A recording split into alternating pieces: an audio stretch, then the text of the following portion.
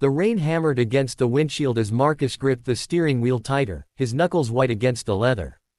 In the passenger seat, his boss, Catherine Chen, scrolled through her phone, oblivious to the storm brewing inside him.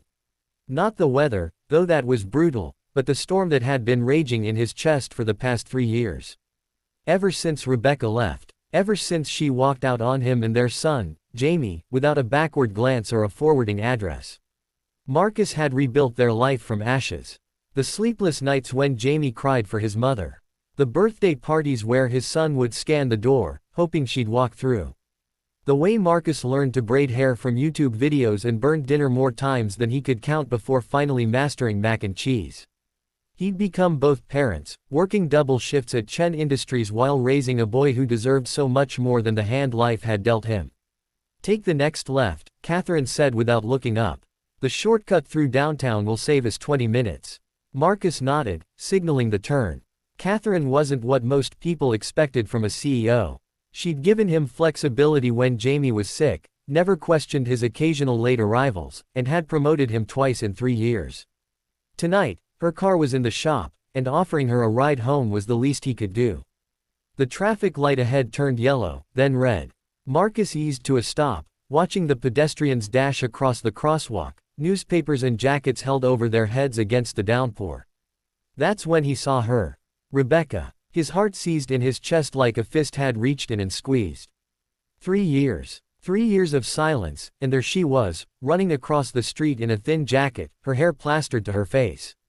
But it wasn't just her. She was holding a child's hand. A little girl, maybe 4 years old, struggling to keep up with Rebecca's pace. The child wore a pink raincoat that had seen better days, and even from inside the car, Marcus could see she was crying.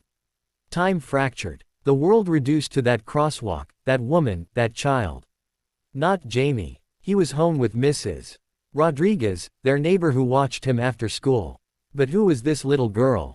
Had Rebecca started over, built a new family while their son still slept with the nightlight on because darkness reminded him of when mommy disappeared? Marcus. Catherine's voice cut through his paralysis. The light's green. He couldn't move, couldn't breathe. Rebecca glanced toward the car, their eyes met for a fraction of a second, and something flickered across her face. Fear, shame, recognition. Then she hurried faster, practically dragging the little girl up onto the sidewalk. Marcus, is everything all right? Catherine had put down her phone now, concern creasing her forehead. His voice cracked. That's my ex-wife. Catherine followed his gaze to where Rebecca and the child were disappearing around a corner. Behind them, a horn blared. Marcus jolted and pressed the accelerator, but his hands were shaking. Pull over, Catherine said quietly. It wasn't a request. Marcus guided the car to the curb 2 blocks down, his mind spinning. Catherine sat in silence for a moment, and when she finally spoke, her voice was gentle. How long has it been?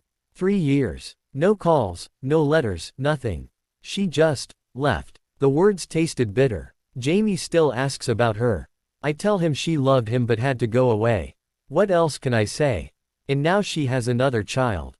Seems like it. Marcus stared at his hands, at the silver band he still wore on his right hand, moved from his left after the divorce papers came through.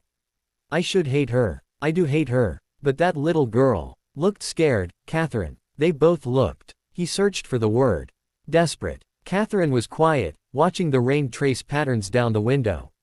What do you want to do? That was the question, wasn't it?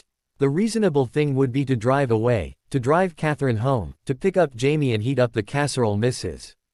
Rodriguez had made, to continue the life they'd built without Rebecca in it. But that child's face wouldn't leave him. Those wide, frightened eyes. I need to check on them, Marcus heard himself say. I'm sorry, I know this is. Marcus. Catherine unbuckled her seatbelt. Go. I'll catch a rideshare. But, she paused, her hand on the door. Be careful. I've seen you put yourself back together. Whatever happens around that corner, make sure you're protecting yourself too. And Jamie. He nodded, gratitude swelling in his chest. Catherine stepped out into the rain, and Marcus made a U-turn, heading back toward where Rebecca had disappeared. He found them in a small park 3 blocks over, huddled under a broken awning that provided almost no shelter. Rebecca was crouched down, trying to comfort the crying child, her own face streaked with rain or tears, Marcus couldn't tell which. He parked and sat there for a moment, gathering courage. Then he grabbed his umbrella and stepped out into the storm. Rebecca looked up as he approached, and the expression that crossed her face was complex, relief mixed with mortification mixed with something that looked like resignation. "Marcus," she whispered. "Rebecca." He opened the umbrella over the little girl first. "Who's this?" "Her name is Lily." Rebecca's voice was hoarse. She's my neighbor's daughter."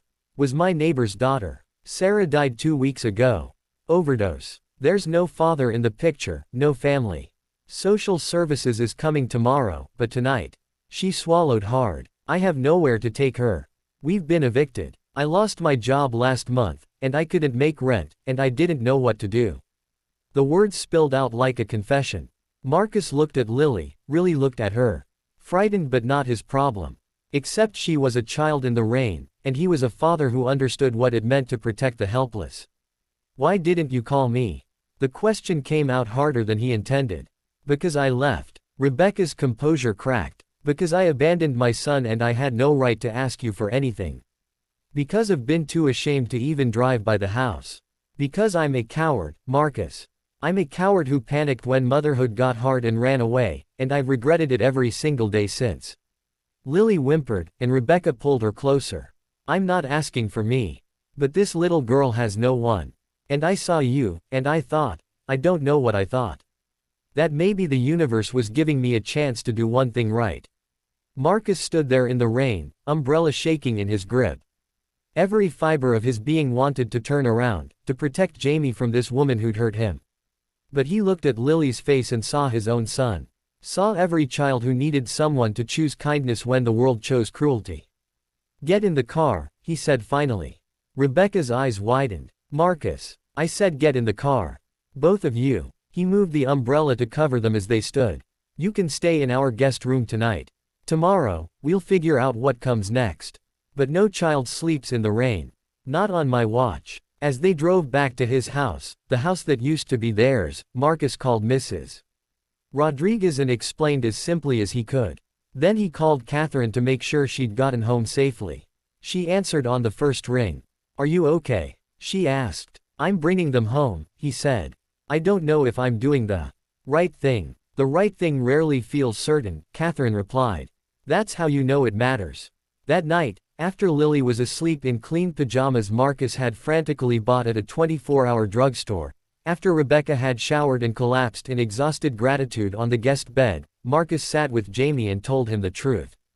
That sometimes people made mistakes.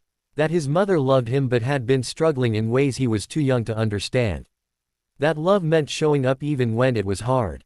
Jamie listened with the gravity only children possess, then asked the question that mattered most, "Is the little girl okay now?" "Yes," Marcus said, pulling his son close. "She's okay now." And in that moment, Marcus understood something profound. Kindness wasn't about the people who deserved it. It was about the people who needed it. And sometimes being human meant extending grace when everything in you screamed for justice. The road ahead would be complicated.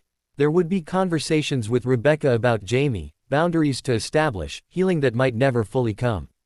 But tonight, 2 children were safe and warm. And that, Marcus decided, was enough.